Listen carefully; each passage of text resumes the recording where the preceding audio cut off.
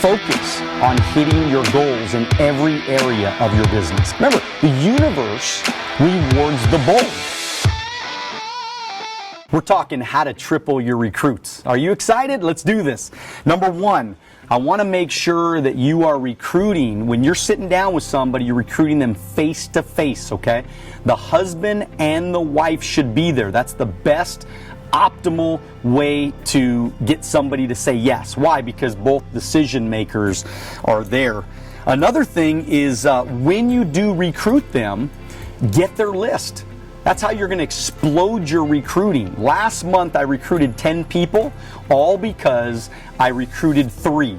That 3 turned into 10 because I got all their lists and then we got on it. I made sure, the next thing, I made sure I got them out in the field within 24 to 48 hours. I got them off to a fast start. I got them moving quickly, so that way we were able to recruit the people in their warm market. Remember, the warm market is the best place to recruit and grow your business. Number one, they have a relationship with those people. Number two, they love them. Number 3, they feel like they would say yes to them because of the trust. So that's why you want to be in that warm, toasty market every single day with those people. You don't want to be out in the cold market. You don't want to be out in a place where you're always having to scratch and claw for new recruits. So you're trying to stay nice and warm, and the way you stay nice and warm is by making sure that you're seeing those people that love your new recruits. By the way, they buy more readily as well because of the trust, my closing ratio when I sit down across the kitchen table is probably in excess of 90%, simply because my appointments where I'm training new people, they're good appointments. They're in the right market. They're with the right people. And the people have a little bit of credibility. So the way you're going to triple your recruits is you got to make sure you get on the phone. And this is what you say. So look, the recruiting is going to happen because the new recruits are going to take you to go get new recruits. Okay? So check this out. When the new recruit gets on the phone, this is all they're going to say. They're going to say, I'm excited. I'm in training. I need an hour of your life. Will you help me? That's it. And the client is going to say, the prospect's going to say, which is like their brother, they're going to say, hey, what is it? It's just financial stuff. I'll just show you when I get there. I got to get my training done this week. You would help me, wouldn't you? And that's it. You keep it simple. I'm telling you, this is the easiest thing in the world to do. So you're going to get that new recruit in the field right away. Who can we go see tonight? Who can we go see tomorrow? Who's your mom, your dad, your brother? What's their situation like? Tell me a little bit about your best friend. Tell me about your neighbor. Who's the person, or if you were to get married tomorrow, who would be in your wedding? If you were to die, who would carry your casket? Those are the people that we want to go see right now. Get them out in the field, like I said, 24 to 48 hours. Do you know the 15-hour rule? The 15-hour rule is you're going to spend 15 hours with that new recruit within at least the first 1 to 2 weeks, so that you can build a strong relationship with that person. Remember, the stronger your relationship that you have with your new person, the more likely that they're going to set up appointments. If they like you, they want to get you in the field. If they trust you, they want to get you in the field. So the relationship, that bond that you're creating within those first couple weeks, man, that's what's going to keep you solid, making lots and lots of sales and recruiting lots and lots of people. The other thing is you got to teach your new recruits to be tough. Your new recruits have to be tough, man. So look, if your new recruit goes out there and his mom tells him, oh, you shouldn't do that business. You'll never make it. I heard that thing's a pyramid. Oh, that thing doesn't work.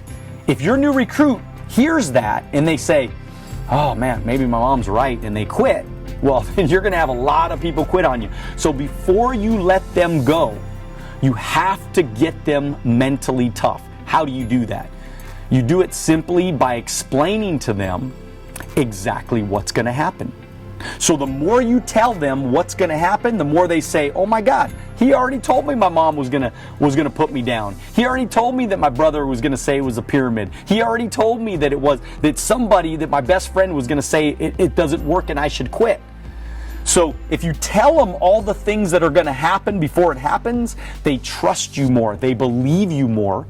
And so that is making sure your new recruits are mentally tough.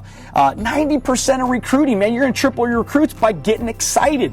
90% of winning, of recruiting, of building something special, whatever business that you're in, is being excited. Doesn't matter. It doesn't mean you have to be loud. Doesn't mean you have to be, yelling at the top of your lungs every minute. See, excitement comes from the heart. Your passion comes from the heart. People can see it in your eyes. They see it. They feel what you feel. Not just the words that you say, but how you're moving. What's your physiology? What's your tonality? You notice when I get excited, my voice, my volume of my voice goes up. Sometimes I can show my passion by being a little bit quieter.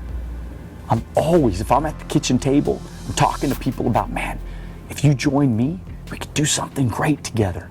I promise you, man, just give me a little bit of faith. I promise you I won't let you down. Man, if you follow me, we could do this together. We could change our lives together. I could help you and your family change your family tree forever. Just give me a little bit of faith, man. Just have a little faith in yourself. Have a little belief in yourself. You got this, man. We got this. With your credibility, with the people that you know, and my teaching and my coaching and my experience doing this, there's zero possibility you can fail. Just follow what I'm doing. Just jump on the bandwagon with me, man. Let's do this together. That's passion. That's selling somebody on going somewhere with you. Remember, always put the interests of your new recruits, put them first, man. Don't you ever lie to your new recruits. Don't you ever treat them badly.